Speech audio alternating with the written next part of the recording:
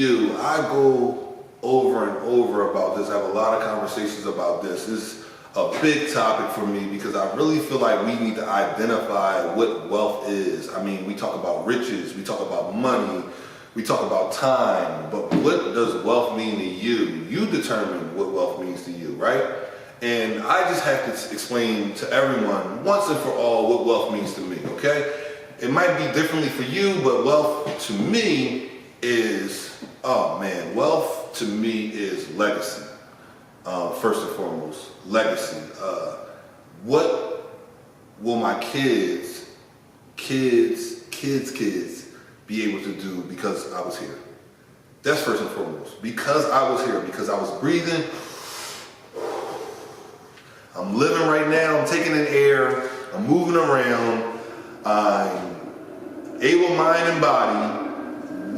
Because I am able to do those things right now, and I'm present right now, and some of them are not. I have 2 kids that are present, but their kids are not because my kids are only 3 and 7. So what is going to be possible for the people that are not here that I love and that have my last name because I was here?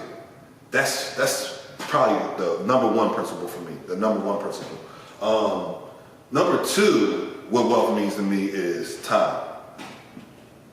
Time to focus on those things, time to focus on my purpose, time to focus on my passion, time to master things. You know what I mean? Time to really, really master things and become great at things so I can cause that long-lasting impact for the legacy that I plan on leaving, right? And so I can contribute, so I can give, so I can be part of things that are a lot bigger than me, a lot huger than me, right? When you think of something physical, even like a bridge that's been built, you know, it's people that worked on bridges that we still walk across now that's no longer living.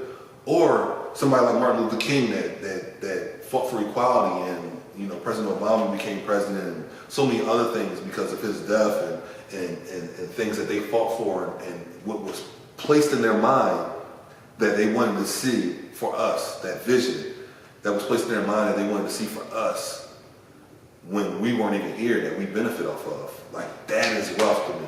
That is real wealth, right? And not once have I mentioned money. Not once have I mentioned money with wealth. Now, money can make you rich, and money is a reflection of wealth. With money, at times, it provides more time if you utilize it correctly, right? So money doesn't buy you happiness, as the old saying goes, but the money buys you time, and time gives you freedom, and freedom allows you to be happy, right? So the money does play a part in it, but it's not your major focus. It's not your major focus. It's a means to an end. You have to understand that money is a means to an end, and it should not be the main focus of wealth, right? Wealth is so much more bigger than money. You have to understand that we were money at one point in time, right? They traded for us, right? They traded for us. We were a commodity, right? And think about this. If you ever think that money is the most important thing, right? Think about this. Think about having an individual like you are, a human being, to be able to work for you 24 hours a day, how much stuff could be done. Think about how much money that is worth. How much money that could be created. How much labor could be done. How many things could be fixed. How many things could be created if you had one person working for you 24 hours a day. Now think about 10. Now think about 100 people working for you 24 hours a day. That's what slavery was at one point in time. And outside of slavery, what happened, right? The economy was different. So it was a new version of slavery, as they called it, right? Because what happened in slavery, if most people didn't know their history, is that it was free, right? We had emancipation, right? So we were quote unquote free. But once we were free, because we were slaves and all our meals, shelter, everything that we did have was connected to someone that owned it, owned everything, right? Because I think they understood that at that point. Harpoon owned everything. So when we became free and they still owned everything, what happened? We free for 2 days, then we got hungry, right? So now we like, all right, man, not gonna be a slave. We out of that, completely out of that. But what I would like is a sandwich. So this is what I'll do. We free, you know that's the law. But what I'll do is I'll come to you and I'll work just do a little bit of what I did before. You give me a sandwich, then I'm out. They did that, right? And then they go back to their family and say, you got a little, I don't work I ain't slave no more, but I just got a little sandwich because we was hungry.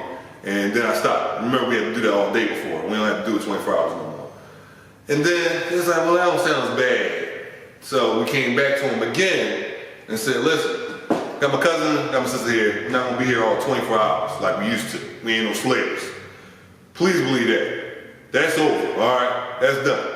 But what we will do is pick this guy and do a couple things for a sandwich. And it rained the other day and we ain't nowhere to stay at, so we can stay back there.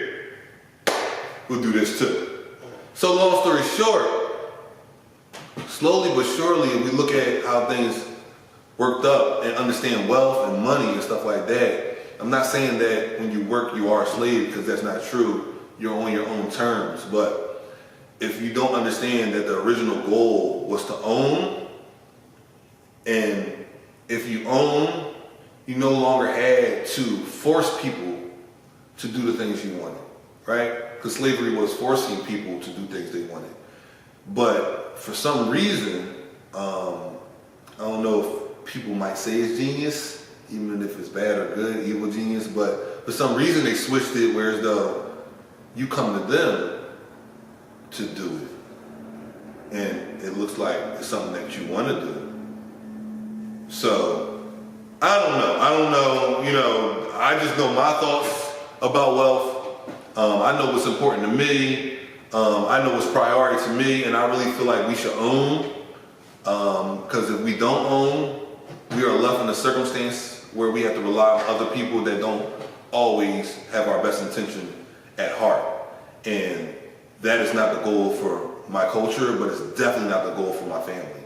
That's first and foremost. My family needs to be taken care of, and I want them to rely on me, first and foremost, not the government, not anybody else. I need to go out there and do it myself, and then after that follow suit with my culture and my neighborhood and grow it out from there, because it all starts with your family. If the next man is taking care of his family and teaching the same principles in his house, then we can come outside that family and our families can come together and grow a better community. But it starts within our family. So just understanding wealth, understanding money, understanding the difference between money and rich, and money and being wealthy, and rich and being wealthy.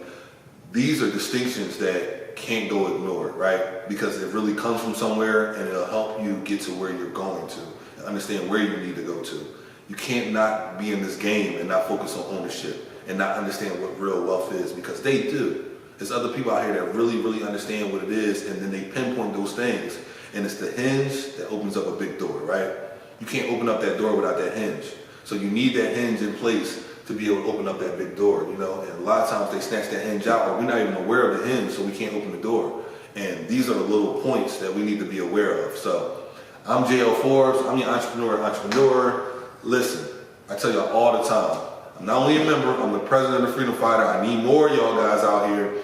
Financial freedom fighters, where y'all at? I'm looking for y'all everywhere. Like, we need to make a legion of individuals that's on this focus, that are trying to educate one another, they're trying to work together, they're trying to spend together, they're trying to grow each other from the family inside out, to the community, to the world, to globally. I mean, we can do it all, guys.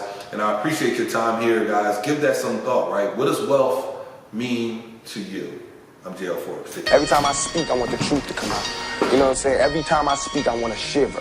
I don't want them to be like, they know what I'm going to say because it's polite. They know what I'm going to say. And even if I get in trouble, you know what I'm saying? Ain't that what we're supposed to do?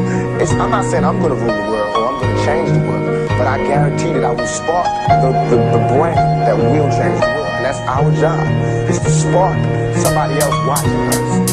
We might not be the ones, but let's not be selfish. And because we're not going to change the world, let's not talk about how we should change it. I don't know how to change it, but I know if I keep talking about how dirty it is out there, somebody can clean it up.